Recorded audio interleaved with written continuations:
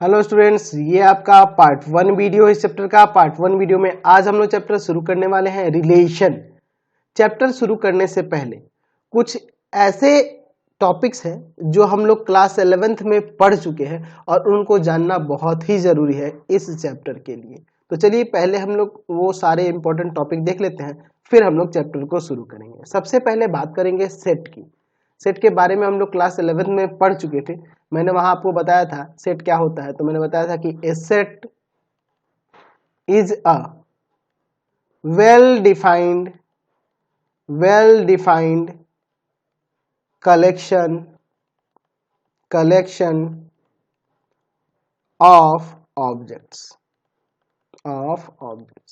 Set क्या होता है? वेल डिफाइंड कलेक्शन होता है ऑब्जेक्ट्स का। जैसे मैं यहाँ पे एक एग्जांपल लिखता हूं। मैं लिखता हूं कि A collection of all natural numbers. तो यहाँ पे अगर मैं नेचुरल नंबर की बात करूं तो नेचुरल नंबर आपके वेल डिफाइंड ऑब्जेक्ट्स हैं और इनका ही जो कलेक्शन होगा वह सेट कहलाएगा। तो यहाँ देख रहे हैं कि natural number well defined objects है, तो हम कह सकते हैं कि ये स्टेटमेंट जो है ये आपके सेट है, एक सेट के रूप में है। समझ गए? तो मैं ऐसे दिखा सकता हूं कि नेचुरल नंबर आपके कौन कौन से होते हैं? 1 2 3 4 5, यही सब ना होंगे इन्फिनिटी तक, और इनका ही कलेक्शन आपका क्या कहलाएगा? सेट कहलाएगा। तो हमेशा ध्यान रखना कि सेट को जनरली क्या किया जाता है? मिडिल ब्रैकेट के अंदर इनक्लोज किया जाता है।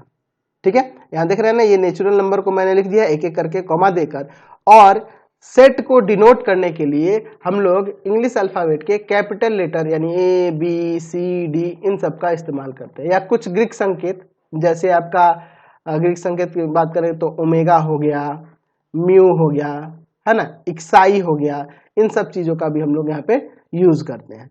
तो हम लोग इसे अगर मैं लिख देता हूँ b इक्वल टू, तो यहाँ पे हो गया कि ये सेट b जो है वह क्या है? The collection of all natural numbers. और इस सेट के अंदर ये जो ऑब्जेक्ट्स आप देख रहे हैं ना 1 2 3 4, इसको हम लोग एलिमेंट कहते हैं। क्या कहते हैं? एलिमेंट्स कहते हैं। ये आपके एलिमेंट्स कहलाते हैं। यहाँ 1 भी एलिमेंट है, 2 भी एलिमेंट है, 3 भी एलिमेंट है, 4 भी एलिमेंट है, 5 भी एलिमेंट है, 6 7 8, ये सब क्या है? इसके एलिमेंट्स है इस सेट के। अब देखिए यहाँ पे हम लोग यहाँ पे दो सिंबल्स की बात करेंगे, एक ये वाला सिंबल और दूसरा सिंबल ये। इसको पढ़ते हैं बिलोंग्स टू। इसको क्या पढ़ते हैं? Belongs to. और इसे पढ़ते हैं हम लोग नॉट बिलोंग्स टू। क्या कहेंगे? Not belongs to. अब इसका मीनिंग क्या है इसको समझ लेते हैं। अगर कोई एलिमेंट किसी सेट के अंदर होगा, इस चीज को बतलाने के लिए हम लोग बिलोंग्स टू का यूज करते हैं। ठीक है, जैसे अगर मैं यहां कहता हूं कि 2 belongs to set B, 2 belongs to set B, यानी कि 2 एलिमेंट 2 सेट बी का ऑब्जेक्ट्स है। देख रहा है ना, एलिमेंट 2 जो है सेट बी का ऑब्जेक्ट है, इसके अंदर है। ठीक है, अच्छा ये नॉट बिलोंग्स टू का कब यूज करते हैं? जब कोई एलिमेंट किसी सेट के अंदर नहीं होता है तो उनके बीच के रिलेशन को डिफाइन करने के लिए हम लोग नॉट बिलोंग्स का यूज करते हैं। जैसे मैं यहां लिखता हूं कि -1 नॉट बिलोंग्स टू बी, यानी कहने का मतलब यह है कि -1 जो एलिमेंट है इस सेट बी का एलिमेंट नहीं है। देख रहे हैं ना, -1 इसमें नहीं है। तो अगर कोई एलिमेंट किसी सेट का मेंबर होगा, इसको बतलाने के लिए हम लोग बिलोंग्स टू का यूज करते हैं, और अगर वह नहीं होता है तो नॉट बिलोंग्स टू का यूज करते हैं। तो ये छोटी छोटी पॉइंट्स हैं, है ना, शॉर्ट पॉइंट्स हैं जिनको हम लोग यहाँ इस रिलेशन चैप्टर में यूज करने वाले हैं। तो इन सब चीजों को जानना जरूरी है। चलिए अब हम लोग बात करते हैं सबसेट की। सबसेट क्या होता है? चलिए इसे डिफाइन करते हैं हम लोग। सबसेट क्या होता है? जैसे मान लीजिए आपके पास एक सेट ए है जिसके अंदर एलिमेंट है 1 2 3, और एक दूसरा सेट बी है जिसके अंदर एलिमेंट है 1 2 3 4 5 6। तो यहाँ हम कह सकते हैं कि ए बी का सबसेट है। ये सबसेट के लिए ये सिंबल हो गया। ये सबसेट को डिफाइन करने के लिए यहाँ पे ऐसे दिखाएंगे, A is the subset of B. इसको ऐसे पढ़ेंगे, ये सबसेट के लिए सिंबल है। ठीक है, तो ये सबसेट होता क्या कब है? तो हम लोग इसे ऐसे डिफाइन कर सकते हैं कि यदि सेट ए के सभी एलिमेंट सेट बी में हो सेट ए के सभी एलिमेंट सेट बी में हो तो ए को बी का सबसेट कहेंगे, A is the subset of B हो जाएगा। यानी कि आप इसे डिफाइन करना चाहोगे तो ऐसे डिफाइन कर सकते हो कि ए सेट ए, ठीक है, ये आपका ये ए दे रहा हूं मैं डिफिनीशन के अंदर और ये सेट है, ये आपको सेट को दिखा रहा है। तो A set A is said to be a subset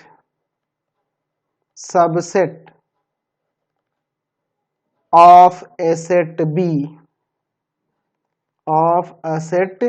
B यानी कि सेट A को सेट B का सबसेट कहते हैं। कब कहते हैं? if each element या every element of A is also an element of B। ठीक है, कब होगा? जब every element या each element of set A is also a element of set B। तो यहां देख रहे हैं A का हर एक एलिमेंट B का भी एलिमेंट है, दैट मीन्स कह सकते हैं कि A B का सबसेट है। ठीक है, अब एक और छोटा सा पॉइंट है, इसको भी समझ लो। हम लोग बात करते हैं इम्प्टी सेट की, या इसे वॉइड सेट भी कहा जाता है, या फिर इसे नल सेट भी कहा जाता है।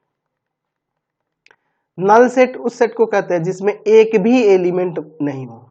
नल सेट इसे कहते हैं जिसमें एक भी एलिमेंट नहीं हो। ठीक है, अगर मैं यहां कहूं एक कलेक्शन ऑफ, मैं ऐसे दिखा रहा हूं, एक कलेक्शन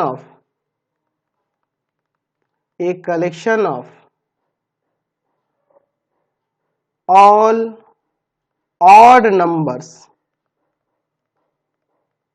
डिविजिबल बाई 2। तो 2 से डिविजिबल होने वाला ऑड नंबर हो सकता है क्या? अगर मैं इसे सेट बी मान लूं, चाहे ये मान लूं, जो भी मान लूं, तो क्या कोई ऐसा एलिमेंट हो सकता है जो ऑड नंबर भी हो लेकिन 2 से डिविजिबल? ऐसा पॉसिबल है? नहीं है, यानी कि इसमें कोई भी ऐसा एलिमेंट नहीं आएगा। ठीक है, तो इसे दिखाएंगे कैसे? एम्प्टी सेट को इस तरह से लिखेंगे, या फिर फाई से भी डिनोट करते हैं, यानी कि इसमें एक भी एलिमेंट ना हो। सेट तो होगा लेकिन उसमें एक भी एलिमेंट नहीं आएगा, दैट मीन्स उस कंडीशन में उसे एम्प्टी या वॉइड सेट कहेंगे। यानी कि ऐसा सेट जिसमें एक भी एलिमेंट ना हो, उसे क्या कहेंगे? एम्प्टी सेट, या फिर नल सेट, या फिर वॉइड सेट। आप इसे ऐसे भी दिखा सकते थे कि B इक्वल टू में x:x is a odd number divisible by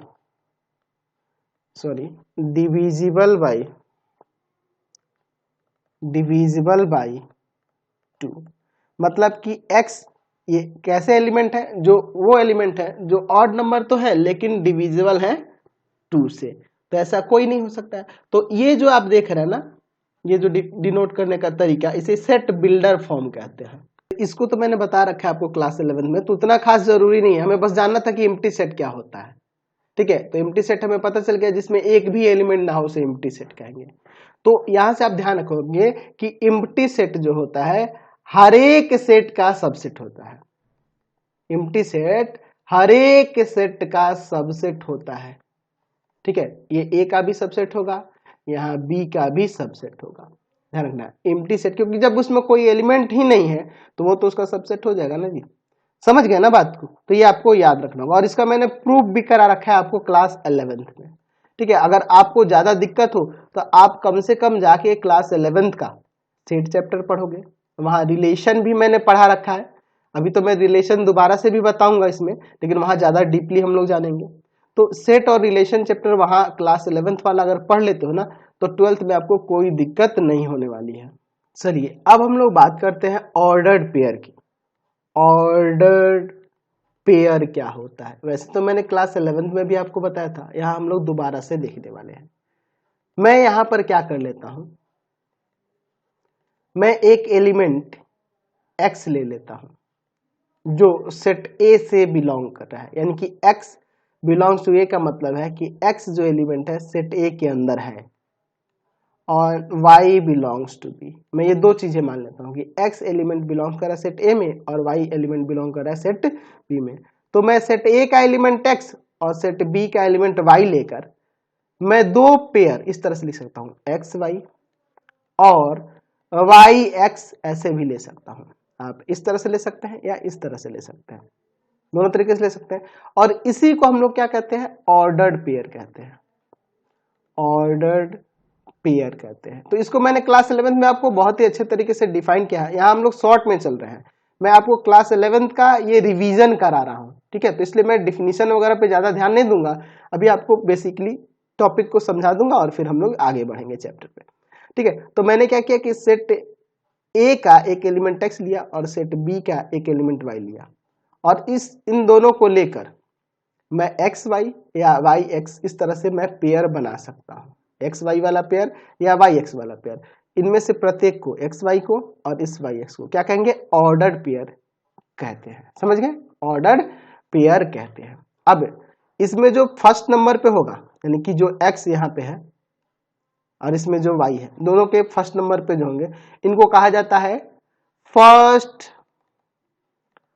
first element कह सकते हैं, फर्स्ट एलिमेंट कह सकते हैं या फर्स्ट कंपोनेंट कह सकते हैं, फर्स्ट कंपोनेंट कह सकते हैं, कंपोनेंट कह सकते हैं या फर्स्ट मेंबर कह सकते हैं, फर्स्ट मेंबर कह सकते हैं, फर्स्ट मेंबर भी यहां कह सकते हैं या फर्स्ट कोऑर्डिनेट भी कह सकते हैं, फर्स्ट कोऑर्डिनेट भी कह सकते हैं, फर्स्ट कोऑर्डिनेट भी कह सकते हैं। तो ये जो आपका ऑर्डर्ड पेयर है, इसमें जो पहले स्थान पे है, फर्स्ट जगह पे है, इसको first element, first component, first member या फर्स्ट कोऑर्डिनेट। यहाँ y है तो इसलिए y को यहाँ पे क्या कहेंगे, first element, first component, first member या फर्स्ट कोऑर्डिनेट। समझ गए ना, यहाँ y को क्या कहेंगे और यहाँ x को क्या कहेंगे, ठीक है। तो यहाँ जो दूसरे स्थान पे होगा, कुछ भी हो उसे मतलब नहीं है, बस दूसरे स्थान पे है ना, बस यही देखना है। तो ये दूसरे प्लेस पे है तो इसे कहेंगे सेकेंड एलिमेंट, ठीक है। या फिर हम लोग कह सकते हैं सेकेंड कंपोनेंट, या फिर हम लोग ये भी कह सकते हैं और में देकर यहाँ पे सेकेंड मेंबर, या हम ऐसे ये भी कह सकते हैं सेकेंड कोऑर्डिनेट। समझ गए। तो अगर मैं एक सेट ए लेता हूं जिसका एलिमेंट हमारे पास 1 2 3 है और मैं एक सेट बी लेता हूं जिसका एलिमेंट हमारे पास 4 और 5 है, मैं क्या करता हूं, एक एक करके मैं सेट ए और सेट बी का एलिमेंट लेता हूं। इसमें का एक एलिमेंट 1 लेता हूं, इसमें का एलिमेंट 4 लेता हूं, इसमें का एलिमेंट 2 लेता हूं, इसमें का 5 लेता हूं, इसमें का 1 लेता हूं, इसमें का 5 लेता हूं, इसमें 3 लेता हूं, इसमें 5 लेता हूं। तो ये सभी जो आप देख रहे हो ना, एक एलिमेंट इसमें का है, दूसरा एलिमेंट इसमें का, तो इस तरह से जो पेयर बना रहे हैं ना, ये प्रत्येक जो है आपका क्या कहलाएगा, ऑर्डर्ड पेयर कहलाएगा। और इसमें जो पहले स्थान पे होगा उसको first element, first component, first member या फर्स्ट कोऑर्डिनेट, और दूसरे स्थान पे जो होगा उसे second element, second component, second member, second coordinate. समझ गए। उसी तरह इसको भी कहेंगे, इसको भी कहेंगे, इसको भी कहेंगे। या फिर आप ऐसे भी पेयर ले सकते हो, पहला एलिमेंट इसमें का ले लेते हैं, दूसरा एलिमेंट इसमें का ले लेते हैं, पहला एलिमेंट इसमें का ले लेते हैं, दूसरा एलिमेंट इसमें ले सकते हो। तो ऐसे भी आप पेयर बना सकते हो। तो ये भी आपके क्या कहलाएंगे, ऑर्डर्ड पेयर ही कहलाएंगे। समझ गया, कोई दिक्कत नहीं है इसमें। चलिए अब हम लोग बात करते हैं कार्टेशियन प्रोडक्ट ऑफ सेट्स की।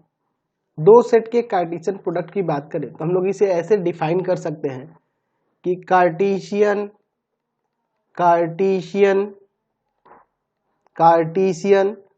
Product of two sets A and B is the set of all ordered pair ordered pair, set of all ordered pair whose first coordinate is an element of set A and the second coordinate is an element of set B. ऐसे हम लोग लिख सकते हैं। चलिए तो इस definition को हम लोग एक एग्जांपल से समझते हैं। मैं यहाँ पर एक सेट ए ले लेता हूँ जिसका एलिमेंट लेता हूँ 1 2 3 और एक सेट बी ले लेता हूँ, इसका एलिमेंट है आपके पास 4 5। अब देखिए ए और बी के कार्टेशियन प्रोडक्ट को लिखेंगे ए क्रॉस बी। इसको क्या पढ़ेंगे? ए क्रॉस बी। ए और बी का कार्टेशियन प्रोडक्ट क्या लिखे, कैसे डिनोट करते हैं? ए क्रॉस बी से। इसको ए क्रॉस पढ़ना, ठीक है, ए क्रॉस बी। ये कैसे डिफाइन होगा तो यहां से समझिए। Cartesian product of two set A and B is the set of all ordered pair, वो सभी ऑर्डर्ड पेयर जिसके फर्स्ट कोऑर्डिनेट सेट ए के एलिमेंट हो और सेकंड कोऑर्डिनेट क्या हो? सेट बी के एलिमेंट हो। तो हमें वो सारे पेयर लिखने होंगे जिसमें पहला एलिमेंट सेट ए से मिले और दूसरा एलिमेंट सेट बी से मिले। यानी कि यहाँ देखो 1 और 4 ले सकते हैं, देख लो पहला एलिमेंट इसमें का है, दूसरा एलिमेंट इसमें का है। 1 5 ले सकते हैं, एक इसमें का एक इसमें का। फिर अब एक एक करके सबको लेंगे 2 4 2 5 3 4 3 5। तो हमने यहां पे देखा, मैंने वो सारे पेयर लिख दिए, सारे कार्टेशियन ऑर्डर्ड पेयर लिख दिए, है ना, सारे ऑर्डर्ड पेयर लिख दिए जिसमें पहला एलिमेंट पहले सेट से है और दूसरा एलिमेंट दूसरे वाले सेट से है।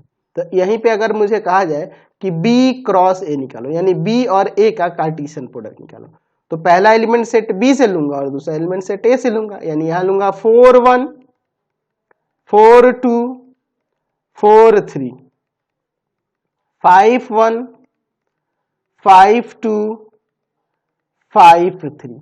तो हम लोग यहां देख रहे हैं कि A क्रॉस B यहाँ B क्रॉस A के इक्वल नहीं होगा, A cross A B cross A के इक्वल नहीं हो रहा है, देख रहे हैं ना यहाँ पे। तो समझ में आ गया कार्टेशियन प्रोडक्ट।